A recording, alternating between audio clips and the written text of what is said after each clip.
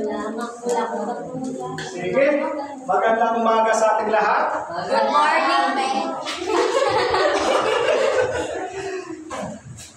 Praise the Lord. So, tawag nito, sino nagdala sa inyo ng notebook? Yung sa kanya talaga yung notebook. Sino talaga? Pwede ko bang makita yung nagdala ng notebook? Yung totoo, yung totoo. Yung talagang sila yung nagsusulat. Sino talaga? KP. 1, 2, 3, 4. Sino pa? 5. Sino pa? Si P. 5. Mamaya na. Si Pia. 6. 6 yung nagdala. Ngayon, sabi ko na, mahalaga itong aking sinusulat niya kasi diyan ako magtatanong sa mga tanongin, sa mga pag-aaralan natin. Pero yung 6 na yon, dahil yung 6 na yon ay nagdala ng notebook, yung mga taong masumuri, merong regalo.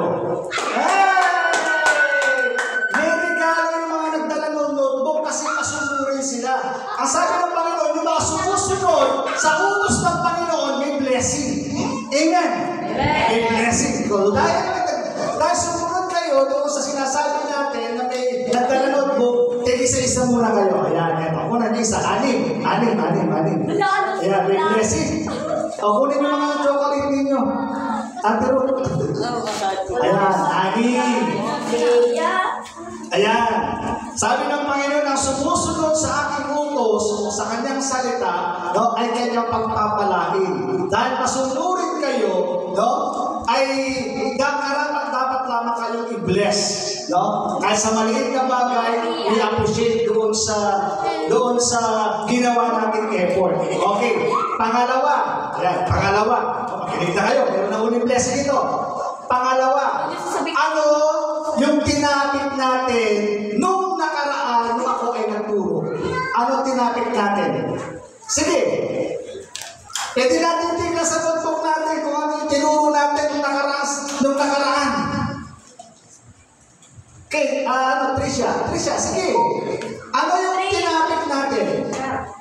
Ginamit natin. Nung tinapit natin nung ako ang nagturo, di ba pinasulat ko sa inyo yun? O ano yung tinapit, yung topic, yung title ng ating pinag-uusapan? Ano? Life is too short po. Ha? Life is too short po. Amen! O, meron na siya. Basta dagdag. Kasi nga nagsulat ka. Ayan. O, last na lang. Bago ako magsisimula sa ating pag-aaralan ngayong umaga. Last na lang. Bible trivia. Sino, doon sa topic natin, noong nakaraan, nung ako ay nagturo, sino ang pinakamahabang na buhay sa Biblia? Sino? Matusalem po. Matusalem. Ilan taon? Ilan? 969 po. Yay! Palapan nga natin yung Panginoon yan. Okay. O, ito. Regalo ulit. Nakarami ka na.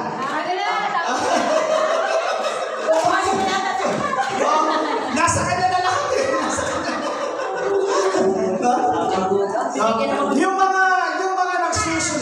Yung mga nagsusulat, no? May mga regalo.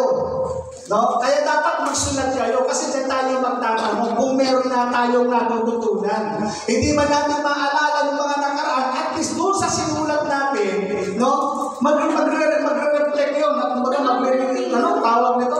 Babalik sa alaala natin kung ano yung mga sinulat natin. Huwag makalimutan kayo. Dahil sa sinulat natin, maaalala natin yung mga sinulat natin. Okay ba yan? Okay. So, susunod ulit. Magdadala ng notebook, ha? Susunod. Tayo, mag-aaral ulit tayo, no? Dahil, ang tawag natin dito, no? Discipleship 101. Yan.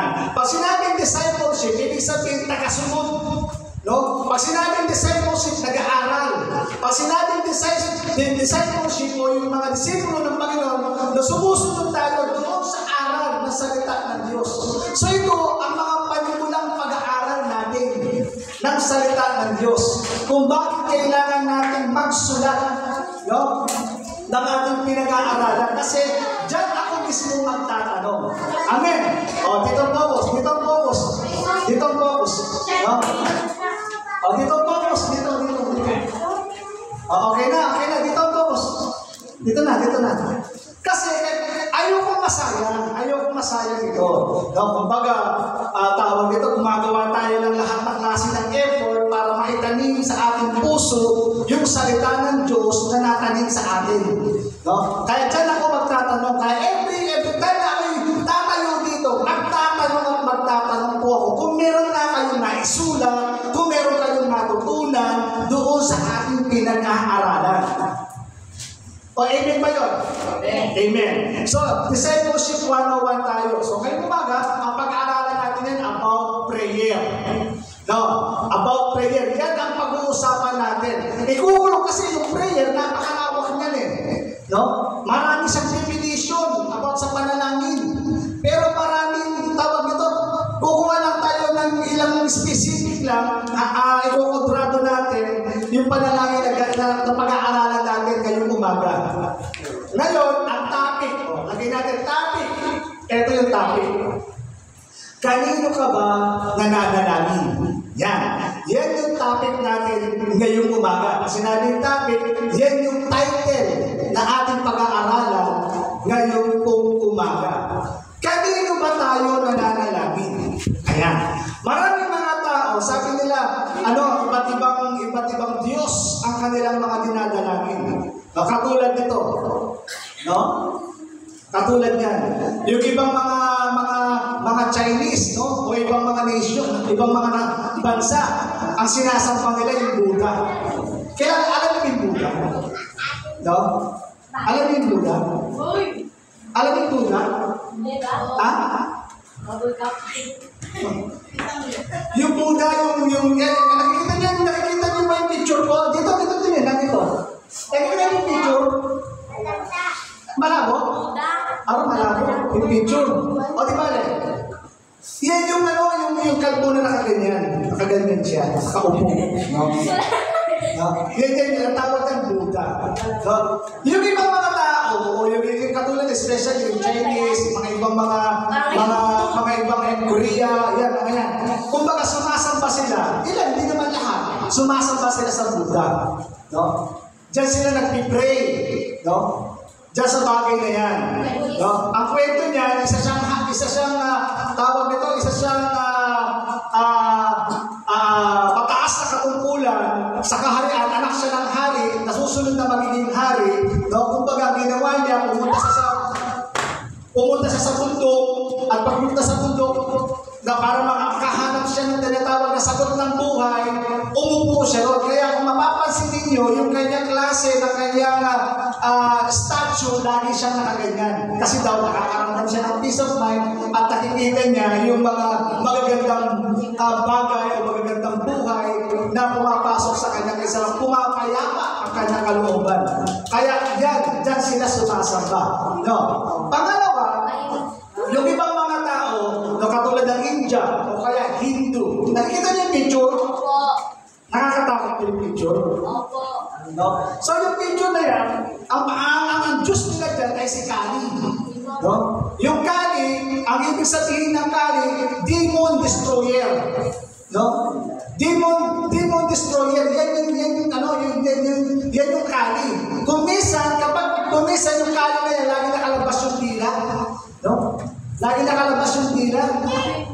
Kaya kapag lumalabas ang dila natin, yung parang Michael Jordan ng pen, no? Yung mga mahilig na nalalabas ng dila, no? Ang Diyos na sinasamba nila, na nakuha nila doon, ay mula kay Kali. No? Yan ang sinasamba nila.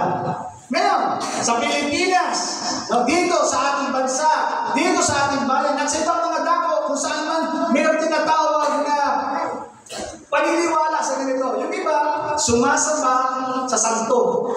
Nandiyan ba kayo? No? Nandiyan ba tayo? Sumasamba sa santo.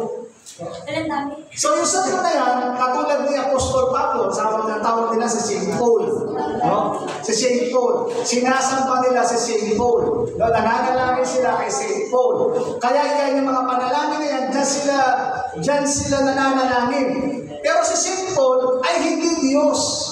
Kundi si St. Paul ay isang tao. Siya mismo nagsabi sa mga taong sumusunod sa kanya, pinaliwanag, hindi kami tao, hindi kami Diyos, kundi kami mga tao. Kaya sabi natin dito, kasi ang kwento nito, nakagawa ng himala, sina Bernabe at saka sina Pablo, nung nakita ng mga tao na gumawa yung himala, sina Pablo at sina Bernabe, sinamba ng mga tao, itong sina Pablo.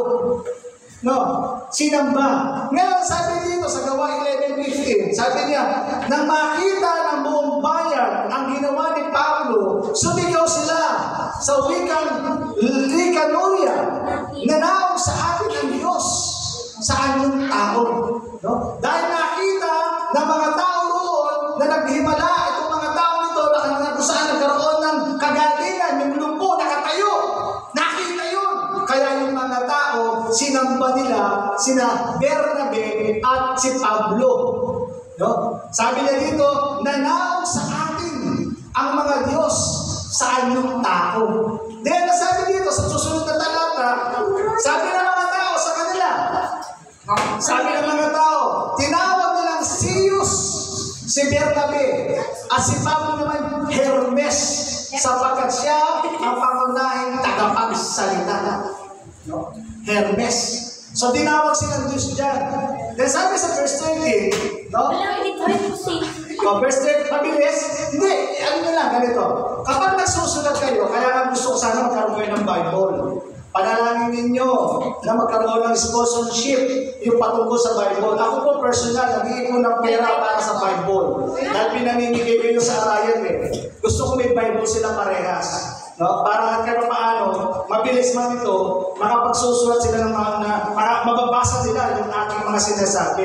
Kapag binabanggit yung mga verses o chapter ng Biblia. Okay. So sabi din sa verse 19, sa bukat ng lungsod, ang templo ni Zeus, ang pari ni Zeus, nagdala ng mga toro at mga kwintas na bulaklak sa may pintuan ng lungsod. Nais ng pari ng mga taong maghandog sa mga apostol.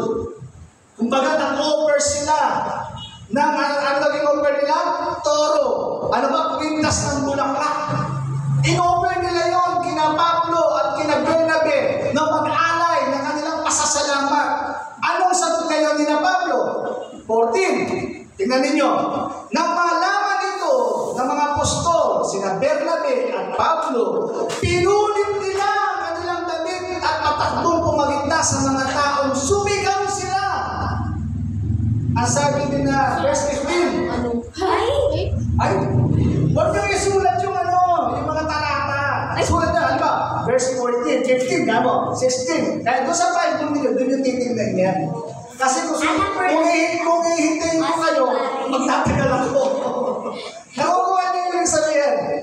No, kaya nga, huwag nyo isulat ko, magtatagal kayo, magtatagal. Okay, sabi nito sa verse 15, mga Ginoo, huwag ninyong gawin iyan. Mga tao rin kaming tulad ninyo. Nag-focus ka sa pagsusulat. So dito, pinapakita sa ating kwento na si Pablo, sa kapanahunan natin ito, na si Pablo, ang tinatawag natin Saint Paul, pumupunta ang mga tao para manalangin doon. Para humingin ang ano-ano doon ni Saint Paul. Nananalangin sila doon, pinupunasan, humihiling na kung ano-ano. Pero si Pablo na nagsabi mula sa kanyang mga talata, sa kanyang buhay niya, sabi niya dito, sabi niya mga Ginoo, huwag ninyong gawin yan, mga tao rin kami tulad ninyo. Kaya nga noong mga panahon na yun, sinabi niya, huwag nyo kami sambahin. No? Huwag nyo kami alalan. Bakit? Kasi mga tao rin kami tulad ninyo. So, kumbaga, siguro, kung halimbawa buhay ngayon sina Pablo at nakita niya sinasamba yung kanyang larawan, sinasamba yung kanyang ribulto, baka na nasasabihin niya, sasabihin niya rin sa akin, mga tao rin kami tulad ninyo, huwag nyo kaming sambahin. Amen. Yung iba dyan nananalangin. No? Dyan nananalangin. Sino pa yung dinadalingan ng mga tao? Pangalawa, sino daw? Sino dinadalingan ng mga tao? Sino? Nakikita nyo? Hindi nila mabasa. Kaya mapalaki na siya. Sino yung dinadalangin na nila? Ha? Pedro. Ganun naman. Si Pedro, kanina, ulit ano natin, ano? Ang topic natin, kanino ka ba nananalangin? Yung ibang mga tao, nananalangin sila kay Buddha, nananalangin sila kay Kali, nananalangin sila kay Pablo. Dito naman, nananalangin sila kay Pedro. Si Pedro naman, kumbaga, tawag nito ay merong isang tao, ang pangalan ay si Cornelius, nananalangin, at nung nananalangin siya, binulong sa kanya ng Panginoon, na ipatawag itong si Pedro. Kaya nung nakita sila ni Pedro, sabi dito sa verse 25, pasilin ninyo, Gawa, chapter 10, verse 25 and 26. Pag nagsusulat kayo, isusulat na lang yan yung Gawa, sulat yung Gawa, 10, 25, 26. Yan lang. Tapos, para mabilis lang tayo, ilalagay nyo lang dyan. Pag may Bible kayo, doon nyo babasahin yun. Doon nyo babasahin sa inyong bahay. Kaya pinaka-assignment nyo yan eh. Doon nyo babasahin. Pero kung kaya nyo isulat ng mabilis, okay lang. Walang problema. Ano? So ngayon, yan ang isusulat nyo. Gawa, 10, 25, and 26. Ang sabi na dito, sinalubong ni Cornelius si Pedro, nagpatira pa sa harap nito at sinamba. Sino yung sinamba ni Cornelius? Sino? Pedro. Tama, correct. Ngunit sinabi ni Pedro, tumayo ka! Ako rin eh. Oh, okay. So, malinaw. No? Yung mga tao, sinasamba nila si Pedro. Pinupunasan. Dumadalangin sila doon. No? Pero si Pedro mismo nagsabi, sabi niya dito, ako'y tao rin tulad mo. Yung mga tao, nag-pray sila dyan. Dumadalangin sila dyan. No? Kay St. Peter ang tawag nila. No? Pero dito, pinakita, nung sinamba siya ni Cornelius, hindi siya nagpasamba. Hindi siya nagpanalangin. No? Kaya nga, dito nagpapakita lamang na kung saan, no, mga tao ito na hindi nagpapasamba.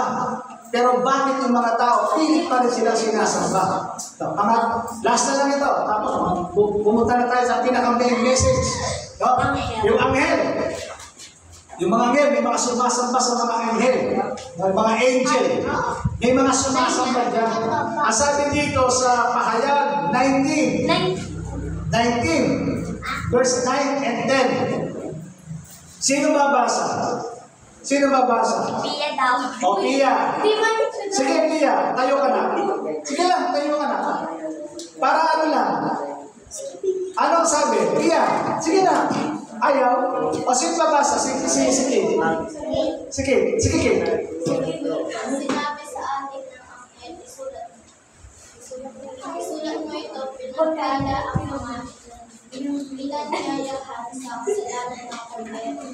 Idinugdog kanya ito ay tunay ng magsalita. Okay. Ang nagsasalita yung anghel. Ang kausap niya ay si Juan. Ngayon ang sabi dito sa verse 10, pasanin ninyo, nagpatira pa ako sa kanyang paanan upang sambahin siya. Ngunit sinabi niya sa akin, huwag mong gawin iyan. Ako'y alipin din tulad mo at tulad ng iyong mga kapatid, no, na nagpapatuo tungkol kay Jesus. Ang Diyos ang sambahin mo sapagkat ang nagpapatuo sa tungkol kay Jesus ang diwa ng propesiya. Nakuha niyo? Yung anghel, nakita ko yung anghel, nung nakita ni Juan yung anghel, sinamba ni Juan yung anghel. Dahil sinabi ng anghel, sabi niya, huwag mong gawin iyan. Ako'y alipin tulad mo. No, sabi niya gano'n, ang Diyos ang sambahin mo, sabi ng Panginoon. No, sabi ng anghel. So itong anghel na to, hindi nagpapasamba. Hindi nagpapadalaningan. No? Itong anghel na to. So pinapagin natin itong mga bagay na to dahil na maraming mga tao nananalangin sila sa mga bagay na ito. O last na lang. No? Kay Maria. Yan. Popular yan sa atin. No? Popular yan si Maria. Maraming sumasamba kay Maria. No? Ginagalang, nirespeto natin si Maria dahil siya yung naging instrumento ng Diyos para may panganak ang tagapagligtas at walang iba kundi ang Panginoong Yesus. Pero hindi necessary na pinanganak namin ni Maria ang Panginoong Yesus ay Diyos na rin siya. Kundi siya mismo na nagsalita mula sa kanyang bibig, mula sa kanyang labi, na itong si Maria ay naghahanap din ng kaligtasan. Ang sabi dito, Luke chapter 1, verse 46 and 47. No? Ulat nila, Luke o Lucas chapter 1, verse 46 and 47. Sino pwede magbasa? Sino? Si Tricia. Sige na. Sige, Tricia. At sinabi ni Maria, ang puso ko ay nagpupuri sa Panginoon. At ang aking espiritu'y nagagalak sa Diyos na aking tagapagligtas. Diba? Sino naman sabi? At sinabi ni Maria, ang puso ko'y nagpupuri sa Panginoon. At ang aking espiritu'y nagagalak sa Diyos na aking tagapagligtas. So si Maria pala, kung Diyos siya, bakit pa siya ililigtas? Sinabi niya dito, siya yung tagapagligtas niya. No. Kaya nga dito nagpapakita na si Maria din ay nangangailangan ng kaligtasan. Pero maraming mga tao, dyan sila dumadalawin. Ang tawag sa kanya, ina ng saklolo. So dapat magbura na sa ating kaisipan yung mga tao, dyan sila sumasamba. Kaya ang topic natin, kanino ba tayo nananalangin? Kanino ba natin ina-address yung dinadalangin natin? Yung iba dumadalangin sila dyan. Dumadalangin sila dyan. Ano ang tanong na ito? Brother Robert, kapag nananalangin naman ako sa mga ganitong klaseng ribulto, sa ganitong mga Diyos, sinasagot naman yung panalangin ko. Meron naman resulta yung panalangin kong ginagawa sa kanila. Opo, meron po. No? Bakit? Sabi ng Biblia, 2 Corinthians chapter 11, verse 14. Anong sabi? Ano sabi? Hindi ito katakataka sapagkat si Satanas man ay pwedeng magkunwaring anghel ng iwanan. Diba? Si Satanas man ay pwedeng magkunwaring anghel ng iwanan. Kaya yung mga sumasamba dyan, nakakasagot sila ng sagot, no? Nakakatanggap sila ng sagot, ang tinatawag nila answer prayer, no? Nagkakaroon ng himala kasi nanalangin sila dyan. Ang focus ni Satanas para yung paniniwala natin doon nakapokus, hindi doon sa talagang tunay na Diyos na may gawa ng langit at ng lupa ang may bigay ng hininga sa atin. Diyan tayo magpo-focus. Kaya every time na ikaw ngayon ay magkakasakit ang ating kagad imbis na sa Diyos. No? Kasi nakagawa nga naman siya ng himala. Kaya yung ibang mga tao, yung kanilang mga testimony against ito, hindi mo mabaklas-baklas kasi pakiramdam nila, ito yung tunay ito kasi nakaranas ako ng himala. Pero sabi ng Biblia, hindi katakataka sapagkat si Satanas man ay pwedeng magkunwaring anghel ng liwanag. Gumagawa din siya ng himala. Sumasagot din siya ng mga panalangin ginagawa ng mga tao doon sa mga ribultong ito. No? Gumagawa din sila ng himala. Para mapaniwala tayo, no? Mailagay sa isip natin, sila'y tunay na Diyos. At dalangin sila ng dalangin doon. Kaya meron babala ang Panginoon. Ano yung babala? May babala ang Panginoon patungkol sa mga bagay na yan. No? Warning. Ang sumasamba o nananalangin sa mga Diyos-Diyosan na ito ay may dalang sumpa. Kaya kapag tayo ay nananalangin sa ganitong klase ng mga paniniwalang meron sa atin ng mga panahon na yon, hindi natin alam, meron pala itong dalang sumpa. Brother Robert, may dalang sumpa? Ang sumasamba sa mga ribulto? May dalang sumpa kapag sumasamba kami sa ibang Diyos? Opo, meron dalang sumpa. Ano yung sumpa na yun? Kasi ninyo, sa Diyos mismo, kasama sa Ten Commandment ng Panginoon, ano sabi? chapter 20, verse 3 and 5. Ano sabi? Huwag kang sasamba sa ano? Meron ba bang Diyos? Wala. Isa lang. Pero sinasamba nila ito. Napaniwala nila Diyos ito. No. Sabi niya, huwag kang sasamba sa ibang Diyos. Maliban sa akin, huwag kang gagawa ng alin? Imahen. Alam mo yung imahen? Alam mo yung imahen? Ha? Alam mo yung imahen? Image, no? Ibig sabihin yung letrato. No? Letrato, punto. Yan ang yung tawag na imahen. No? Sa ano lang, nang anumang nilalang, nasa langit, nasa lupa, nasa tubig, upang sambahin. Upang sambahin. So, ginawa ng mga tao sambahin. Verse 5. Sabi niya dito, huwag niyo silang yuyukuran, ni sasambahin, sapagkat si Yahweh na iyong Diyos ay mapagnibubuing Diyos. Ang kasalanan ng mga magulang ay sisingilin ko sa kanilang mga anak hanggang sa ikatlo at ika-4 ng salin ng lahi. Nakuha niyo? Yung mga magulang natin na sumamba sa mga Diyos-Diyosan ito, sabi niya, huwag niyo silang nilungarin, sasambahin. Sabi niya dito, ang sumamba sa kanila, sabi niya, ang kasalanan ng magulang ay sisingilin ko sa kanilang mga anak. Ilan daw? Up to 3rd to 4th generation. Ikatlo o ika-4 na salin ng lahi. Minsan may nagtanong sa akin, sabi niya, bakit kaya yung tao, mamatay na lang sana siya ng walang anything na nararamdaman, nakabuhay na lang siya na walang nararamdaman sa katawan? Saan kaya nagagaling yan? Sabi nung kausap ko isang araw. Sabi ko, isa lang alam ko, curse, sumpa, dahil sa kasalanan ng ating mga magulang, ng ating mga ninuno. Kaya sabi dyan, susumpain mo, sisingilin ng Diyos. Yung sumasamba na sisingilin ng Diyos, ikatlo at ika-4 na salin ng lahi.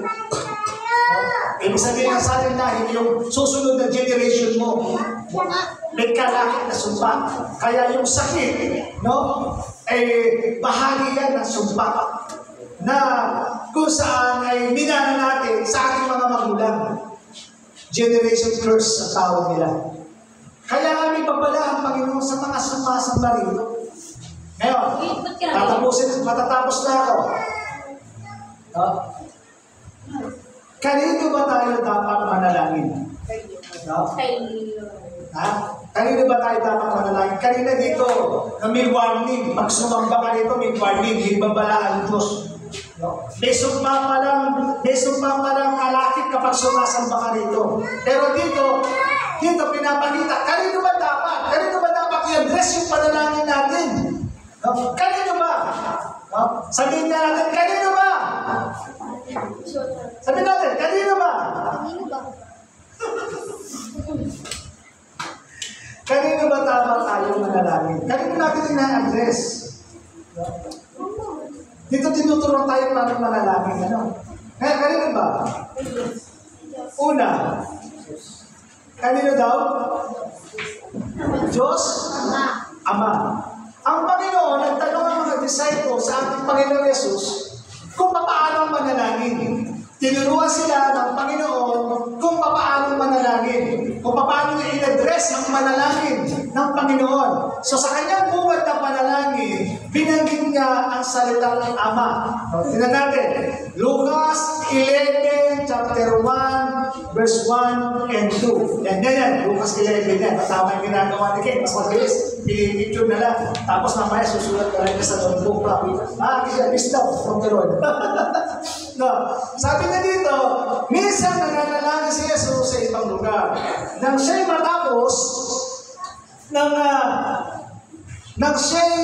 matapos, sinabi niya sa kanyang mga alagad, isa sa kanyang mga alagad, turuan niyo kaming manalangin tulad ng ginagawa ng kanyang mga alagad. So, nakita nila, itong mga alagad ito, nakita nila nananalangin ng Panginoong Jesus, at nung nakita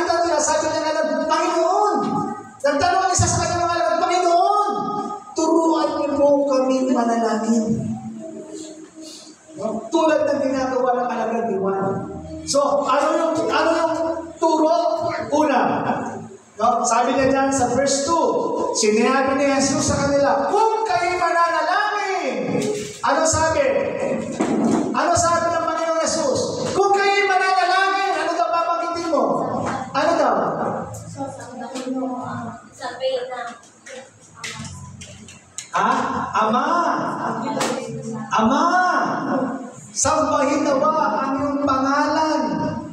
Dumating nawa ang iyong kaharian. So dito, in-address ng Panginoong Yesus kung sino yung dapat dalaginan, kung sino yung dapat sambahin, ang in-address ng Panginoon mismo ang Diyos Amang nasa langit. Siya yung dapat sambahin. Siya yung dapat dalanginan. Itong Diyos na to, ito yung Diyos ng Biblia. Itong Diyos na to, ito yung Diyos na nagbigay ng ating mga hininga. Itong Diyos na ito, ang Diyos ng Israel. Ang Diyos na may gawa ng langit at ng lupa.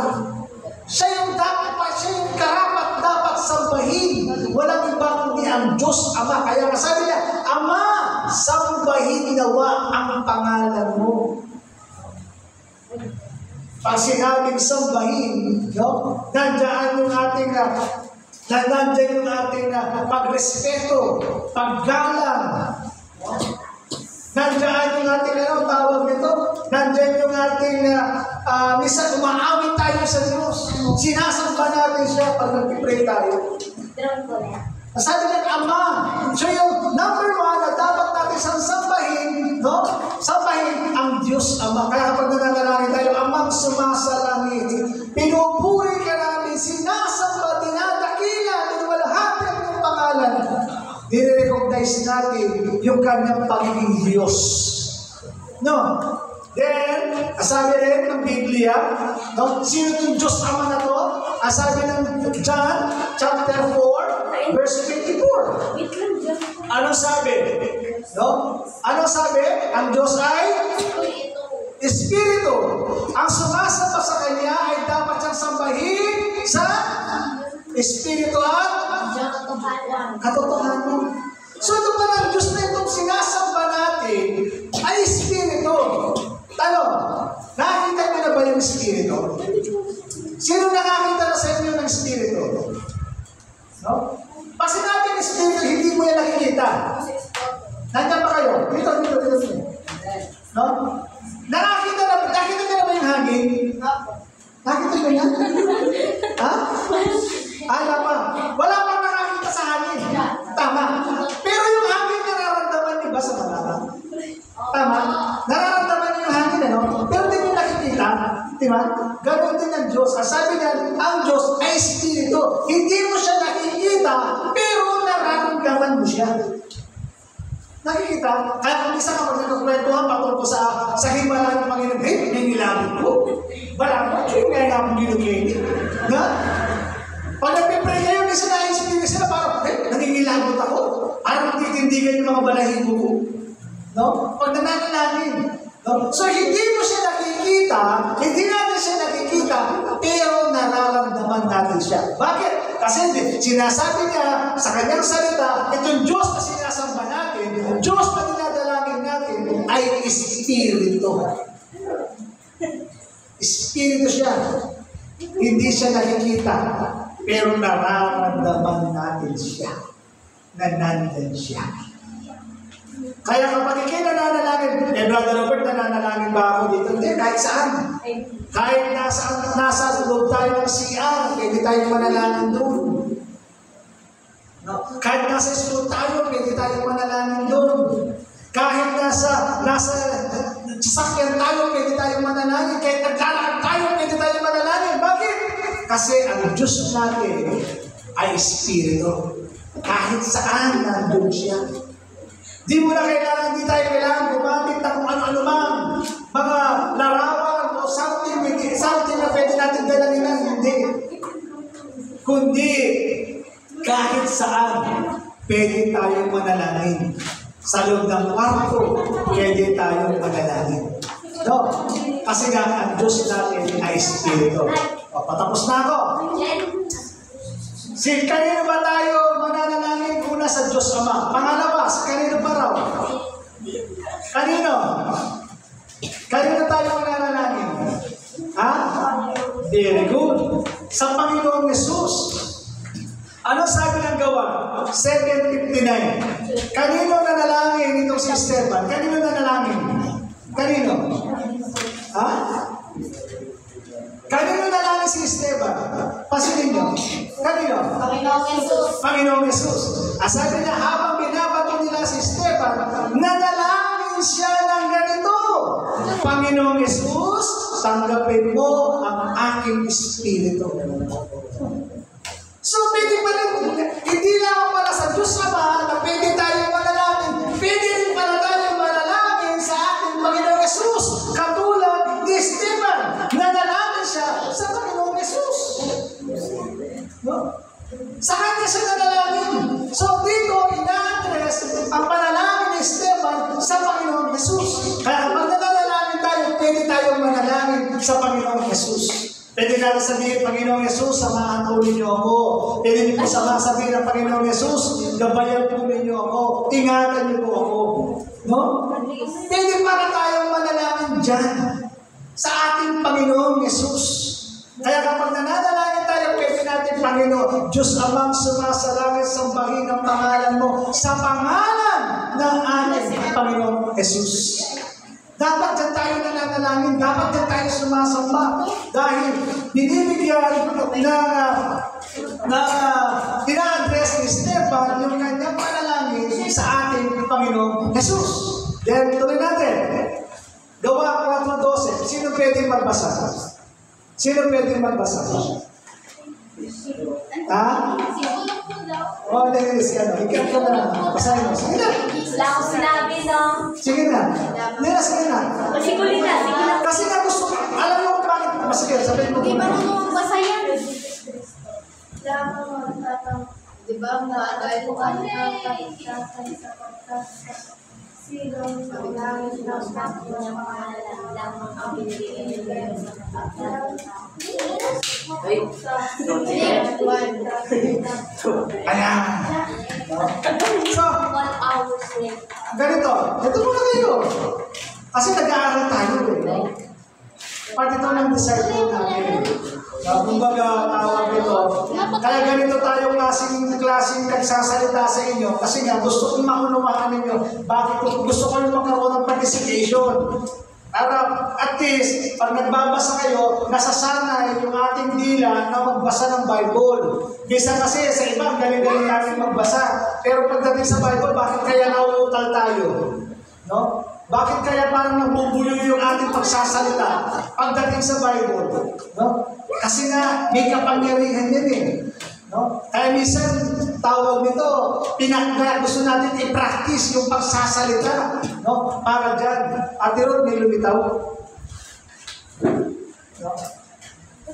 So, kailangan, ano natin yan? So, sabi dito sa Gawa 4:12, kay Jesus Kristo lamang matatagpuan ang kaligtasan. Sapagkat sa silong ng langit, ang kanyang pangalan lamang ang ibinigay ng Diyos sa ikaliligtas ng tao. Sa Panginoong Jesus naman pala. No? Wala tayong ibang dinadalanginan. Wala tayong ibang kaligtasan na pwedeng puntahan maliban sa ating Panginoong Jesus.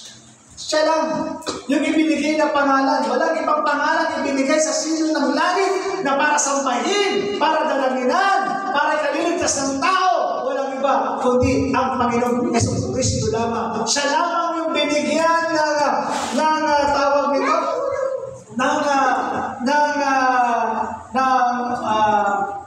permission para sa kanya lamang. Hindi kay Pedro, hindi kay Maria, hindi kay Pablo, o hindi sa mga anghel. Sa kanya yun ibinigay. Na dapat lang siyang sambahin, na dapat lamang siyang dalanginan. No? Siya yung ibinigay na ikaliligtas ng maraming mga tao. Okay, kapag nananalangin tayo, no? Kapag nananalangin tayo, lagi natin babanggitin ang Panginoong Jesus. Sino nag-pray sa atin? At i-pray. Ginagamit natin ang pangalan ng ating Panginoong Jesus. dapat lagi natin binabanggit kapag nananalangin natin tayo ang Panginoong Yesus. No? Sabi dito, no? Matatapos na ako. Ako, ate yung ayaw.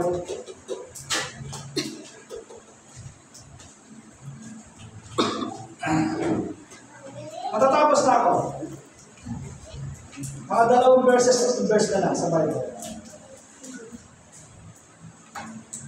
Kaya, pag susunod na araw, yung lahat ngayon ng inyong mga natutunan na isulat dyan, tatayo kayo dito, ha?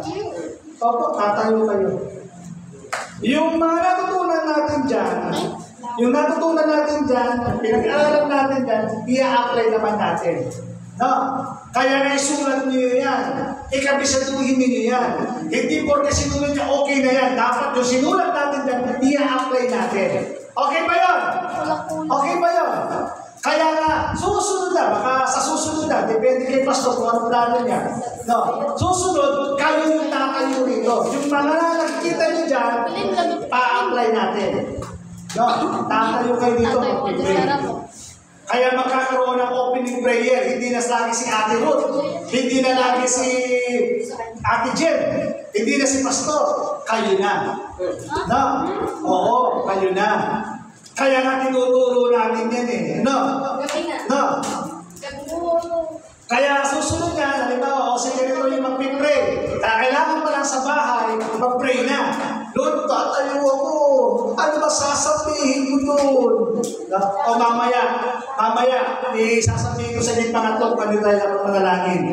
Sabi na sa John 16:23, ano sabi niya? Sa araw na iyon, hindi nyo kailangan humingi sa akin ng pakatandaan ninyo. Ano man ang hihingin ninyo sa aking pangalan, ay ibibigay sa inyo. Kanino ito ang pangalan?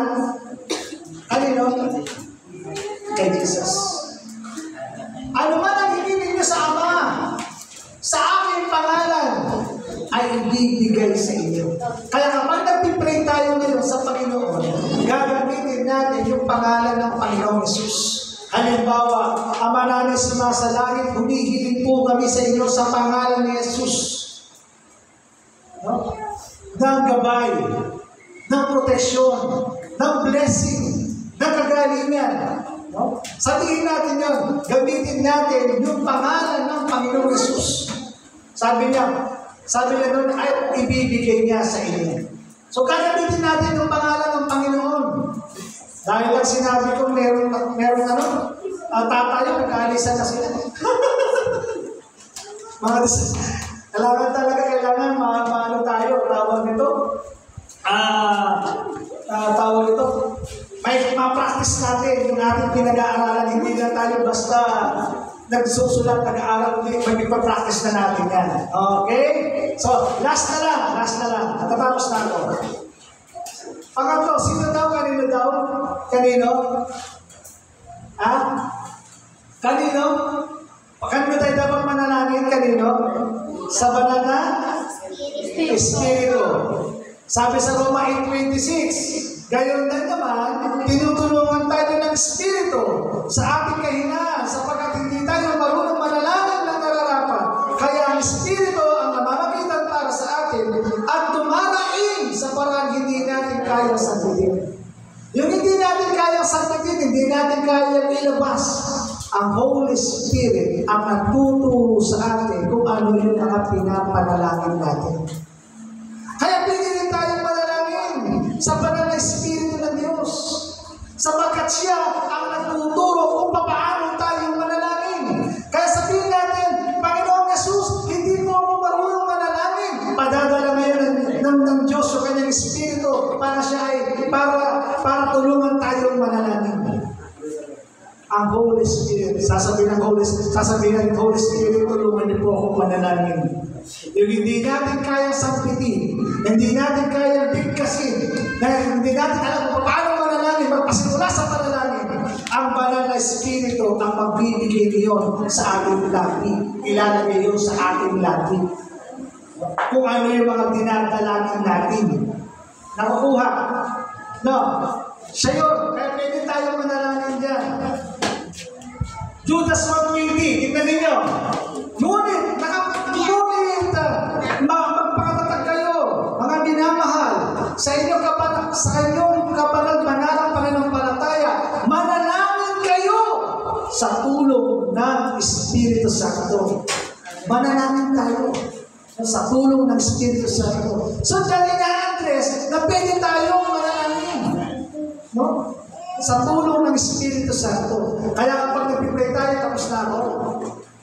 No? Kanino tayo dapat manalangin? Kanino daw? Kay God. Kanino? Sino God? Tsaka? Si Jesus saka si Jesus pares. Kanino daw yung tatlo? Nakikita niyo ba yung tatlo? Na? Malabo? Malabo pala. Kay God the Father, kay God the Son, and God the Holy Spirit.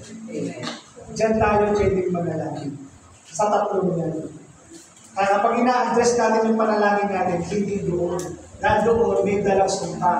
Ito may blessing na bigpit ang Panginoon sa Diyos Ama, Diyos Anak, at ng Diyos Espiritu Santo.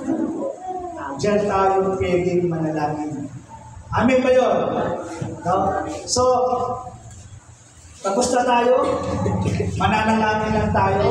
No? Kapag tayo ay naano na natin yan, magtatanong ako sa susunod na Sunday para sa susunod na kayo na tatayo rito. Okay ba yun? Okay. Kailangan i-practice nyo na yan, ha? Kailangan i-practice nyo na. No? Halimbawa, ganito, ang marami sumasalangin sa pangalan ng Panginoong Yesus, sa tulong ng iyong Espiritu, no? Patuloy niyo po kaming samahan, no? Patuloy niyo po kami gabayan. No? So, kailangan i-practice na natin yan. O kaya naman, kahit doon sa isa lang, pwede rin. No? Habang tayo ay nananalangin. Amen ba yun? Amen. Sige tayo po kayo.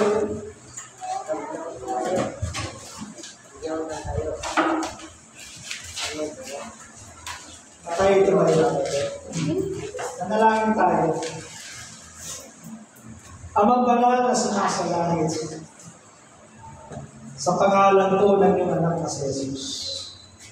Patuloy po, O Diyos, na kami po ay samahan mo sa lahat ng pagkakataon sa amin po mga buhay. Nawa itong mga katuwang ito, Panginoon, ay maitanim sa pinakamatabang bahagi ng aming mga puso. Huwag manakaw ng diablo, huwag manakaw ng mundong ito, Panginoon. Bagos, Panginoon, may-apply ito sa amin pong mga buhay. Tulungan niyo po kami lumagong spiritually, Lord Jesus. Ilagay niyo po sa aming Panginoon pagdanasa na makilala ka namin. Ilagay niyo po sa aming puso, Panginoon, ang pagkauhaw, pagkagutom, na kung saan maranasan namin, Panginoon, ang iyong kapangyarihan, ang iyong salita, ang mga pangako mo mula sa iyong salita. Panginoon, tulungan niyo po kami lumagong spiritually. Lord God, salamat po sa mga batang ito at patuloy niyo po silang i-bless ang kanilang mga buhay. Salamat po, Panginoon. Itong aming panalangin sa pangalan ni Jesus. Amen. Malampagan natin po.